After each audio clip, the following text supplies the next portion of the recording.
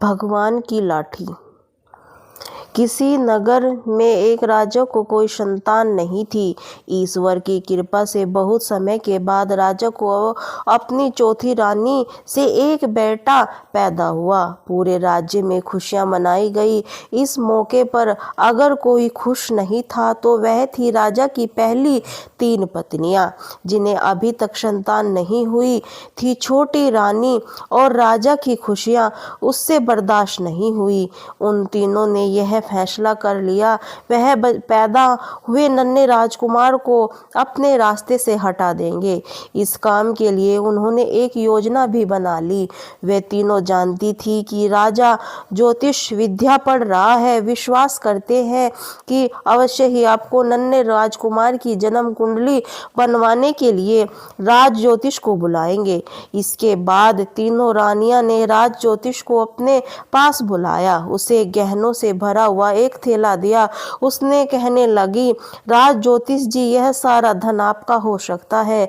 बस आपको हमारा एक काम करना है, और यह है कि महाराज आपसे राजकुमार की जन्म कुंडली बनवाए तो आप ऐसी जन्म कुंडली तैयार कीजिएगा जिससे राजकुमार के बारे में सिर्फ बुराइयां ही बुराइयां हों। कुछ ऐसा कीजिएगा कि महाराज राजकुमार को इस महल से उठाकर बाहर फेंक दे। राजा ज्योतिष भी धन के लालच में उन तीनों रानियों की बात मान गया। राजा ने राज ज्योतिष को अपने पास बुलाया। बोला, ज्योतिष जी, आप जरा अपनी ज्योति विद्या को देखकर बताइए कि इस नन्हे राजकुमार का भाग्य कैसा है। ज्योतिष ने राजकुमार पर एक नजर डाली। राजकुमार, जो कि आम बच्चे से थोड़ा बड़ा है, वजन में भी भारी था। उसे देखकर ज्योतिष अपनी पोथी खोलकर बैठ गया। उसकी समझ में नहीं आ रहा था कि वह राजकुमार की किस तरह से बुराई करे जिससे राजा को राजकुमार से नफरत होने लगे। इस कुछ देर बाद लालची ज्योतिष की आंखों में एक चमक आ गई। वह कहने लगा, महाराज आपकी हमेशा जय हो। मैंने राजकुमार के भाग्य की जांच पड़ताल कर ली है। इसके भाग्य में कोई भी ऐसी अच्छी खबर नहीं है जो मैं आपको बता सकूं, इसलिए मैं कुछ कहना नहीं चाहता।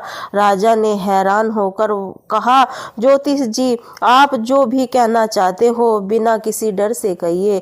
हम राजकुमार के भाग्य के बारे में जानने के लिए बहुत उत्सुक हैं। ज्योतिष के चेहरे पर एक कुटिल मुस्कान लाते हुए कहा, महाराज राजकुमार बड़ा होकर बहुत ही बहादुर और ताकतवर होगा, लेकिन साथ ही वह बहुत घमंडी भी होगा।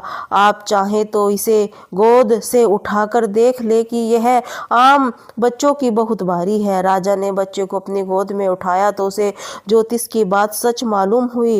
राजा ने अपने आप को संभालते हुए ज्योतिष से कहा, यह कोई इतनी बुरी बात तो नहीं है जिसे बताने में तुम हिचकिचाहट कर रहे हो। आगे आने वाली बड़े होकर राजकुमार को जैसे ही अपनी ताकत का अंदाजा होगा वह आपका कहा नहीं मानेगा और विरोध कर उठेगा। राजा कुछ परेशान सा हो गया और पूछने लगा, इसका क्या मतलब है? ज्योतिष जी ने कहा, राजकुमार राज सिंहासन के लालच में आपकी जान का दुश्मन बन जाएगा। साथ ही साथ महाराज ज्योतिषी जानबूझकर कहते कहते रुक गया। महाराज ने कहा, बस अब चुप रहो। राजा ने भी ज्योतिष के आगे बोलने से रोक दिया और गरज कर हुक्म दिया कि राजकुमार को अभी अभी मौत के घाट उतार दिया जाए। उसी वक्त पर्दे से पीछे राजकुमार की मां आई और राजा के पांव पकड़कर बच्चे की जिंदगी की भीख मांगने लगी। राजा ने महारानी के दिल का ख्याल रखते हुए बच्चे की जान बख्शने का विचार बनाया, परंतु वह किसी भी हालत में राजकुमार को अपने राज्य में नहीं रखना चाहता था। इसीलिए उससे सैनिक को आदेश दिया कि इस बच्चे को उठाकर हमारे राज्य की सीमा से बाहर कर दिया जाए। राज्य की सीमा से बाहर जो जंगल है वहां इसे बच्चे को छोड़ दिया जाए। रानी ने कहा, महाराज वहां तो खतरनाक जंगली जानवर रहते हैं, हमारे बच्चे का जीवन वहां सुरक्षित नहीं होगा। राजा ने कहा, महारानी हमने आपको इच्छा का ध्यान रखते हुए बच्चे की जान बख्श दी है, मगर हम इसे अपने राज्य में रखने नहीं दे सकते। रानी रोती बिखलती कमरे में चली गई। अगले दिन तड़के सवेरे सैनिक राजकुमार एक कपड़े में लपेटकर राज्य की सीमा से बाहर एक जंगल में एक पेड़ के नीचे लिटाकर वापस लौट आए। काफी देर तक बच्चा चुपचाप लेटा रहा, मगर जब भूख से उसे सताने लगी तो वह रोने लगा। तभी नजदीक से गुजरते हुए एक चक्रहारे ने राजकुमार को रोने की आवाज सुनी। वह अपनी भेड़ बकरियों को वहां पर चरा रहा था। बच्चे की आवाज सुनकर वह आवाज की दिशा में चलने लगा और जल्दी ही वह उस राजकुमार तक पहुंच गया। उसने इतने सुंदर बच्चे को चादर में लिपटे हुए देखा तो उसे अपनी गोद में उठा लिया। भूखे राजकुमार को उसने बकरी का दूध पिलाया। फिर दोपहर के समय वह राजकुमार भी अपने घर लेकर आ गया। चरवाहे ने अपनी पत्नी जब बच्चे को देखा तो वह बहुत खुश हुई। चरवाहे ने अपनी पत्नी को सारी बात बताई। चरवाहे की पत्नी ने देखा कि बच्चे में बड़ी ही कीमती कपड़े पहने हुए थे। उससे बच्चे की कीमती कपड़े उतार दिए और किसी साधारण कपड़े पहना दिए, जिससे कि कोई भी उस पर शक न करे यह बच्चा उसका नहीं है। इसके बाद राजकुमार का पालन पोषण चरवाहे ने घर पर ही होने लगा। बच्चे की साधारण ताकत का अंदाजा सबसे पहले ही चरवाहे की पत्नी को ही हुआ। असल में हुआ कि एक दिन वह राजकुमार को गोद में लिए बैठी थी। अचानक बच्चा उसकी उंगलियों से खेल रहा था। तभी उसे कोई काम याद आया। वह उंगलियां छुड़वा कर जाना चाहती थी, परंतु छोटे से बच्चे ने पकड़ इतनी मजबूत थी कि चरवाहे की बीवी लाख कोशिश करने के बाद भी अपनी उंगली या छुड़ा नहीं सकी, जबकि बच्चे ने खुद ही उसका हाथ छोड़ दिया। चरवाहे की पत्नी ने इस बात का जिक्र चरवाहे से किया। चरवाहा कहने लगा, भाग्यवान, यह कोई साधारण बच्चा नहीं है, तुम्हें इसका खास तौर पर ध्यान रखना होगा। साथ ही साथ इसे यह भी समझाते रहना, गुस्से को भी पी जाना बहादुर लोगों का काम होता है। उसकी पत्नी कहने लगी, अभी तो यह छोटा है, जब कुछ बड़ा हो जाएगा तो इसे समझा दूंगी। ऐसे जैसे जैसे राजकुमार बड़ा होता गया उसकी असाधारण ताकत भी बढ़ती गई। एक दिन सांप ने उस पर हमला किया तो उसने अपने जूते तले सांप को मसल दिया। बकरियों पर एक भेड़िया ने हमला किया तो उसने भेड़िए के मुंह से बकरी को छुड़वाने के लिए भेड़िए का मुंह चीर दिया। गांव के बाकी लड़के उसे लहू लहू लहू लहू कहकर ही थे। वह उसके कुछ न कहता, क्योंकि उसकी माँ ने उसे सिखाया था कि तू गुस्से पर काबू रखना सीखो। एक दिन की बात है कि चरवाहा अपने घर पहुंचा तो उसके साथ दो मुसाफिर भी थे। दोनों मुसाफिर लंबे तगड़े और योद्धा जैसे दिखते थे। उसके पास अपनी अपनी तलवारें थी, जिससे वह अंदाजा लगाया जा सकता था कि वह तलवार चलाना भी जानते हैं। दोनों एक मुसाफिर ही खूब भगत की गई। विदा होने के समय मुसाफिर ने चरवाहे से कहा, तुम्हारा बेटा हमें बहुत ही खास मालूम पड़ता है। यह एक बेकीमती हीरा है जिससे खूबियां की तराशा जाना चाहिए। हमारी बात मानो, इसे युद्ध कला में निपुण बना दें। यह जरूर राजा की सेवा में कोई बड़ा पद हासिल करेगा। चरवाहे को मुसाफिरों की बात पसंद आ गई। उसने उन्हें अनुमति दे दी कि वह जैसा चाहे राजकुमार की शिक्षा दे। कुछ दिन तक मुसाफिर वहीं रहने। उन्होंने राजकुमार को तलवार चलाना, घुड़सवारी, बाकी सभी युद्ध कलाएं सिखा दी। बहुत ही कम समय में राजकुमार को यह सब कुछ सीख लिया। जब मुसाफिरों ने वहां से चलने का फैसला किया तो चरवाहे और उसकी पत्नी ने भी अपने बेटे को साथ जाने की अनुमति दे दी, क्योंकि वे चाहते थे कि उनका बेटा कोई बड़ा बने। वह तीनों अपने अपने घोड़ों पर सवार होकर आगे के सफर के लिए निकल पड़े। चलते चलते वह अपने राज्य की सीमा पार कर चुके थे। दोपहर के समय हो चुका था। उन तीनों ने कुछ आराम करने का फैसला किया। जिस जगह पर वे अपने घोड़ों से उतरे वह एक शाही बगीचा था, जहां राजा का महल बनने वाला था। बगीचों में तरह तरह के फूल पेड़ लगे हुए थे। तीनों इस बात से अनजान थे कि यह राजा का बगीचा है। उन्होंने बगीचे में एक बहुत ही सुंदर से हिस्से में पेड़ के साथ अपने घोड़े बांध दिए। पेड़ों की छांव में आकर आराम से में लगे। उसी समय राजा अपने महल के निर्माण कार्य को देखने के लिए उस तरफ निकल आया। उसके साथ कुछ सिपाही भी भेजे थे। राजा जब अपने बगीचे का मुलायन कर रहा था तब वह उस तरफ पहुंच गया जहां वे तीनों लेटे हुए खर्राटे ले रहे थे। राजा को यह देखकर बड़ा गुस्सा आया कि 3 मामूली मुसाफिर बिना उनकी आज्ञा के शाही बगीचे में कैसे घुस आए। उसने अपने सैनिक को आदेश दिया कि इन्हें जगाओ और मार कर यहाँ से भगा दो। सिपाही उन तीनों के पास पहुँचे और गरजकर उन्हें जगाया। तीनों की नींद खुली तो उन्होंने अपने आप को सिपाही से घिरा हुआ पाया था। अपने अपने हथियार उठाकर सिपाहियों को ललकारने लगे। सिपाही ने कहा, हमें मुकाबला करना बेकार है, हम तुम्हें गिरफ्तार करके राजा के पास ले जाएंगे। इसी से तुम्हारी भलाई है, वरना तुम तीनों अपनी जान से हाथ धो बैठोगे। दोनों मुसाफिर ने से एक बोला, मुकाबला करके देख लो। एक वक्त के 5 और मेरा साथी एक वक्त में 10 आदमियों का सर उखाड़ सकता है। वह हमारे तीसरे साथी को तो तुम बात ही मत करो, वह तो एक वक्त में 50 आदमियों को सिर भट्टे की तरह उड़ा सकता है। यह कहकर सिपाही के साथ लड़ने लगा।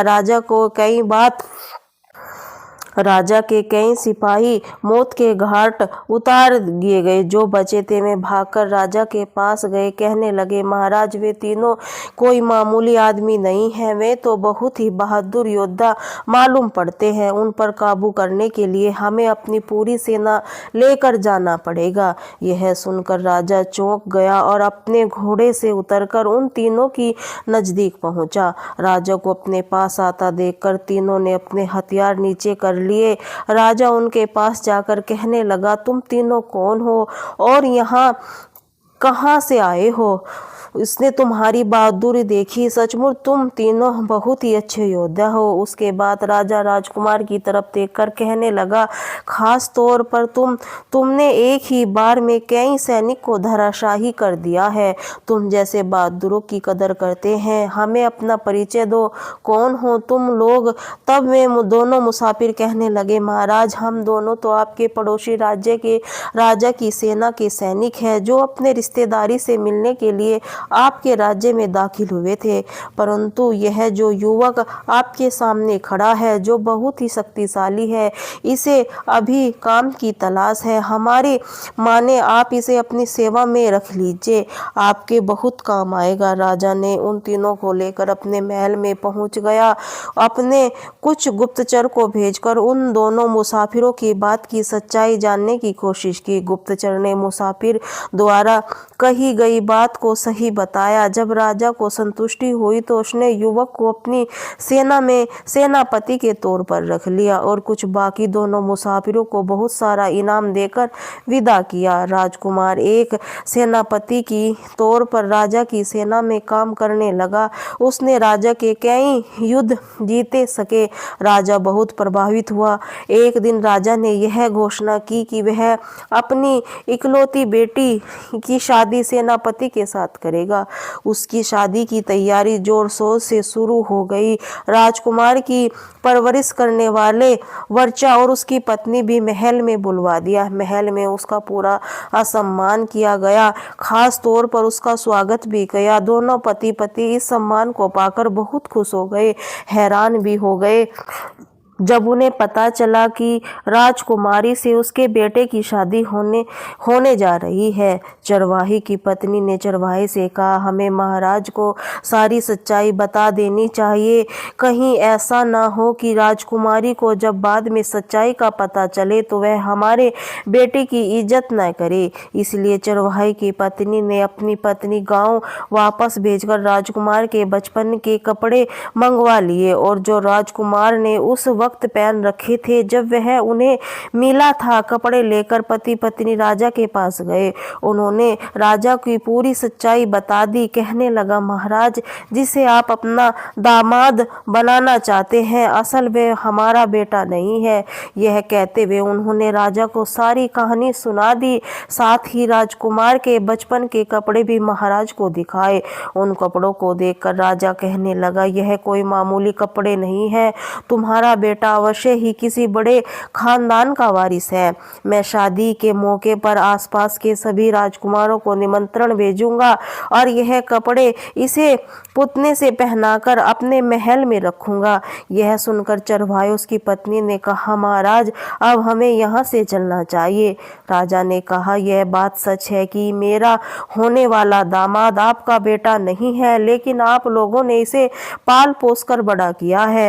वह तो आप दोनों का ही माता पिता समझता है। आप उसे सच्चाई मत बताइएगा, खुद को मेरा रिश्तेदार ही समझिए। दोनों पति पत्नी ने राजकुमार की शुक्रिया अदा किया, फिर महल में उस हिस्से में चले गए जहां उन्होंने ठहरने की व्यवस्था की थी। राजकुमार राजकुमारी की शादी में आस पड़ोस के राजा महाराज, उसकी पत्नियां, सभी लोग आए हुए थे। उन मेहमानों ने राजकुमार के असली माता पिता भी शामिल थे। शादी के समारोह के बाद सभी को शाही दावत के लिए आमंत्रित कर दिया गया। सभी लोग जब खाना खाने के लिए पहुंचे तो अचानक राजकुमार की मां, जो कि रानी थी, उसकी नज़र उस पुतले पर पड़ी जिससे राजकुमार के बचपन के कपड़े पहनाए हुए थे। पुतले को देखकर रानी की आंखों में आंसू टपक पड़े। वह दौड़कर उस पुतले के पास गई, उस पुतले के कपड़े उतारकर कमीज को उल्टा किया। उसकी आस्तीन पर 2 सिर वाले शेर का निशान देखकर वह दौड़ती हुई राजा के पास गई। कहने लगी, यह कपड़े आपको कहाँ से मिले हैं? यह तो मेरे बेटे के कपड़े हैं। राजा ने चरवाहे और उसकी पत्नी को रानी से मिलवाया। वह चरवाहे ने सारी कहानी रानी को बता दी।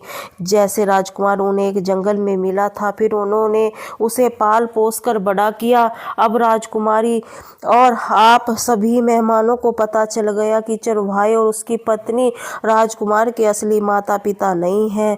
दोनों पति पत्नी बाईं आंख से राजकुमार को देखने लगे। राजकुमार यह सब कुछ जानकर और पलों के लिए चुप हो गया। फिर बोला, मैं जानना चाहता हूँ कि इस महल में जंगल में कैसे पहुँचा, जरा मुझे साफ साफ बताए जाए। राजकुमार को असली माता पिता चुपचाप खड़े थे। तब राजकुमार ने कहा, जब अब तक मुझे सारी सच्चाई का पता नहीं चलेगा तो आपका अपना असली माता पिता नहीं मानूंगा। तब राजकुमार ने असली माता पिता से सिर झुकाकर कहा, महारानी तुम ही बता दो, मुझे तो मेरा अपराध बताने की हिम्मत नहीं है। रानी ने बड़ी धीमी आवाज से सारी कहानी अपने बेटे को सुना दी। राजकुमार अपने पिता से इस कठोर और स्वार्थी व्यवहार से बड़ा ही दुखी हुआ। अपनी माँ के गले लगकर रोने लगा, लेकिन जब राजा ने उसे गले लगाना चाहा तो वह दूर हो गया और कहने लगा, नहीं महाराज, मैं आपका बेटा नहीं हूँ। मैं अपनी माँ को कसूर नहीं समझता, क्योंकि उन्हें तो आपके मजबूर कर दिया था, लेकिन मैं आपको माफ नहीं कर सकता। मायूस होकर राजा कहने लगा, बेटे तुम सच कहते हो। ज्योतिष की कुंडली बनवाना और उसकी बातों पर आंख मूंदकर विश्वास कर लेना ठीक नहीं है।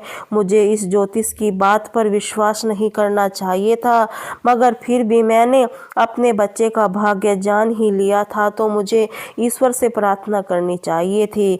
इसलिए तुमसे ज़्यादा मैं इस परम पिता परमेश्वर का अपराधी हूँ। हे ईश्वर, मुझे माफ़ कर दो। इसके बाद वह रानी की तरफ देखकर कहने लगा, महारानी आपके वक्त रहते मुझे अपने मासूम बच्चे की हत्या करने से रोक दिया और एक बड़ा अपराध करने से बचा लिया, इसीलिए मैं आपका बहुत ऋणी हूँ। राजा फिर अपने बेटे को देखकर कहने लगा, बेटा आज तुम्हें जिंदा देखकर मैं बहुत खुश हूँ और भगवान का शुक्रिया अदा करता हूँ। इससे मुझे तुम्हें दोबारा मिलवा दिया है। तुम जहाँ पर भी रहोगे खुश रहो। अपने माता पिता को माफ करो या ना करो, लेकिन बेटे मेरे मृत्यु के बाद तुम राज सिंहासन संभाल लेना।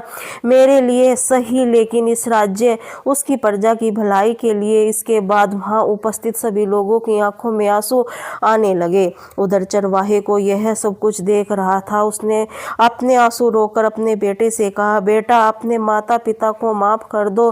तब तक राजकुमार खुद ही ऐसा करने का इशारा कर चुका था। उसका दिल भरा भरा था, आंखों में आंसू छलक रहे थे। बगैर कुछ कहे वह राजा के गले लगकर रोने लगा। राजा की आंखों में बस खुशी के आंसू थे। सारे मेहमान वहां पर पिता और पुत्र को मिलन देखकर बहुत खुश हुए थे। कुछ देर तक वहां सन्नाटा छा रहा था। उसके बाद राजकुमारी के पिता ने कहा, यहाँ पर आए हुए सभी मेहमानों को मैं बस इतना ही कहना चाहता हूँ, आज खुशी का दिन है, आप सभी भोजन का आनंद लीजिए। फिर बड़े ही धूमधाम के साथ राजकुमारी की शादी कर दी गई। राजकुमार राजकुमारी को लेकर अपने असली माता पिता के पास रहने लगा, परंतु वह अपने पालन पोषण करने वाले माता पिता को बिल्कुल नहीं भूला था। उसने अपने महल में ही नजदीक एक आलीशान महल बनवाया और चरवाहे और उसकी पत्नी भी वहीं पर रहने लगे। व्यवस्था कर दी, सभी लोग खुशहाल जीवन बिताने लगे। और यह कहानी आपको पसंद आएगी। बोले श्री राधे।